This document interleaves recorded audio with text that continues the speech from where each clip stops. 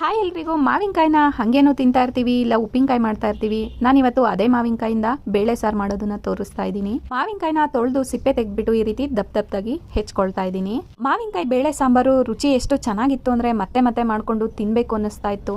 ಒಂದು ಮಾವಿನಕಾಯಿಗೆ ನಾನಿಲ್ಲಿ ಅರ್ಧ ಕಪ್ಪು ಬೇಳೆನ ತಗೊಂಡಿದ್ದೀನಿ. ಹೆಚ್ಚಿಟ್ಟಂತಹ ಮಾವಿನಕಾಯಿ, ಚಿಟಿಕೆ ಅರಿಶಿನ, ರುಚಿಗೆ ತಕ್ಕಷ್ಟು ಉಪ್ಪು, ಸ್ವಲ್ಪ ನೀರು, ಒಂದೆರಡು ಹಸಿಮೆಣಸಿನಕಾಯಿನ ಸೀಳ್ಬಿಟ್ಟು ಹಾಕಿ ಒಂದೆರಡು ವಿಜಿಲ್ನ ಮಾಡ್ಕೊಳ್ತಾ ಇದ್ದೀನಿ. ಒಂದೆರಡು ವಿಜಿಲ್ ನಂತರ ಮಾವಿನಕಾಯಿ ಹಾಗೂ ಬೇಳೆ ಚೆನ್ನಾಗಿ ಮಸ್ಕೊಂಡಿರುತ್ತೆ. ಒಂದ್ಸರಿ ಮಂತಿಂದ ಚೆನ್ನಾಗಿ ಮಸ್ಬಿಟ್ಟು ನಂತರ ಇದಕ್ಕೆ ಒಂದು ಒಗ್ಗರಣೆನ ಕೊಡೋಣ.